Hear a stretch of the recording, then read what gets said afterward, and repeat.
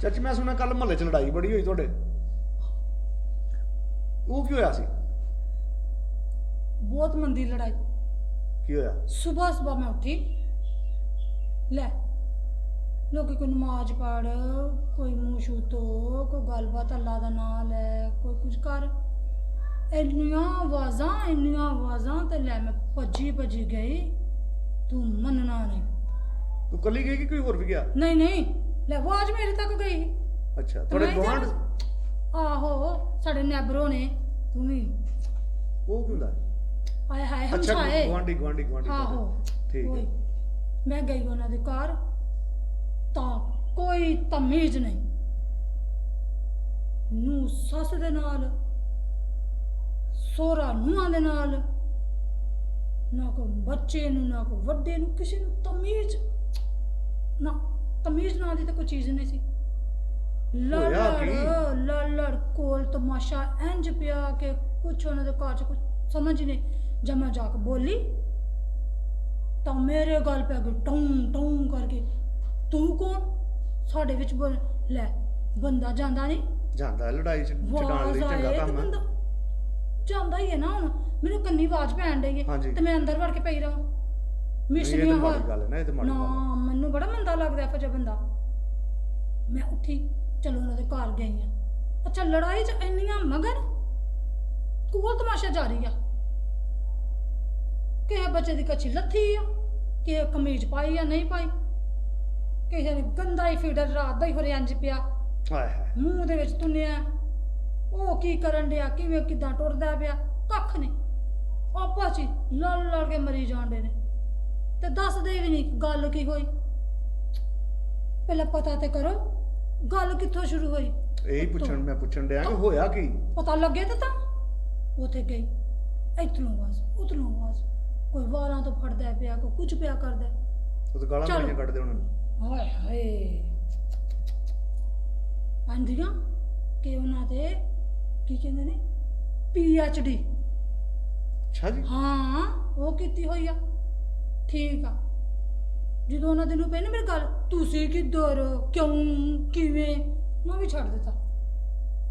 ਮੈਂ ਕਿਹਾ ਇਹਨੂੰ ਹੁਣ ਕੱਲ ਨਹੀਂ ਆਇਆ, ਐਵੇਂ ਹੀ ਆ। ਮੈਂ ਚੁੱਪ ਕਰਕੇ ਬਹਿ ਗਈ। ਫਿਰ ਮੇਰੇ 'ਚ ਬੜੀ ਨਾ ਤਮੀਜ਼ ਤੇ ਬੜੀ ਅੱਛਾ। ਅਕਲ। ਮੈਂ ਫਿਰ ਵੀ ਉੱਠੀ ਕੋਈ ਨਾ ਉੱਥੋਂ। ਮੈਂ ਅੱਛਾ ਬਹਿ ਤੈਨੂੰ ਗਈ। ਆਂਦੇ ਹਨ ਤੂੰ ਟੁਰ ਜਾ ਸਾਡੇ ਘਰੋਂ। ਤੂੰ ਜਾ, ਤੈਨੂੰ ਕੀ ਮਸਲਾ? ਲੈ ਉਂਝ ਕੋਈ ਲੋੜ ਪਏ ਤੇ ਮੈਨੂੰ ਮਸਲਾ, ਤੇ ਇੰਜ ਮੈਨੂੰ ਮਸਲਾ ਨਹੀਂ ਕੋਈ ਹੈ। ਮੈਨੂੰ ਬਹੁਤ ਬੁਰਾ ਲੱਗਾ। ਫਿਰ ਵੀ ਮੈਂ ਬਹਿ ਗਈ। ਤੂੰ ਵੇਖ ਮੇਰੀ ਸ਼ਰਾਫਤ। ਹਾਂ ਮੈਂ ਬਹਿ ਗਈ, ਮੈਂ ਨਾ ਉੱਠੀ ਉੱਥੋਂ। ਚਲੋ ਥੋੜੇ ਠੰਡੇ ਹੋਏ, ਜਦੋਂ ਸਮਝ ਥੱਕ ਟੁੱਟ ਗਏ, ਫਿਰ ਮੈਂ ਬੜੇ ਆਰਾਮ ਨਾਲ ਨਾ ਇਹ ਮੰਜੀ ਡੱਠੀ ਉਹਦੇ ਕੋਲ, ਐਵੇਂ ਕਰਕੇ ਮੈਂ ਬਹਿ ਗਈ। ਮੈਂ ਕਿਹਾ ਧੀਏ ਸੁਣ, ਜਦੋਂ ਉਹ ਵਿਆਹ ਕਰਕੇ ਤੈਨੂੰ ਇਸ ਘਰ 'ਚ ਲੈ ਆਏ ਨੇ ਤੇ ਤੇਰਾ ਮਾਂ ਪਿਓ ਵੇ, ਸਹੁਰੇ ਮਾਂ ਪਿਓ ਹੁੰਦੇ ਨੇ। ਹਾਂ ਤੇ ਤੂੰ ਮਾਂ ਪਿਓ ਉਹ ਤੇ ਛੱਡ ਆਈ। ਜਿੰਨਾ ਤੱਕ ਤੈਨੂੰ ਕੋਈ ਖਿੱਚ ਪੀੜ, ਕੋਈ ਤਕਲੀਫ ਹੋਣੀ ਹੈ, ਉਹਨਾਂ ਦੇ ਆਂ ਤੱਕ ਭਾਵੇਂ ਤੂੰ ਸਮਝ ਗਿਆ। ਤੇ ਤੂੰ ਇਹਨਾਂ ਨੂੰ ਮਾਂ ਪਿਓ ਸਮਝ, ਕੋਈ ਗੱਲਬਾਤ ਸੁਣ, ਜੇ ਮੰਦੀ ਮਾਰੀ ਕੋਲ ਬੋਲ ਹੀ ਦਿੱਤਾ ਤਾਂ ਫਿਰ ਕੀ ਹੈ? ਸੁਣ ਲੈ, ਮਾਂ ਪਿਓ ਤੇ ਨਹੀਂ ਕਰ ਸਕਦੇ। ਅੱਛਾ ਨੂੰ ਦੀ ਸਹੁਰੇ ਨਾਲ ਲੜਾਈ ਸੀ? ਸਾਰਿਆਂ ਨਾਲ। ਉਹਨੂੰ ਤੇ ਤਮੀਜ਼ ਕਹਿਣਾ ਕੋਈ ਨਹੀਂ, ਤਮੀਜ਼ ਹੈ ਹੀ ਨਾ।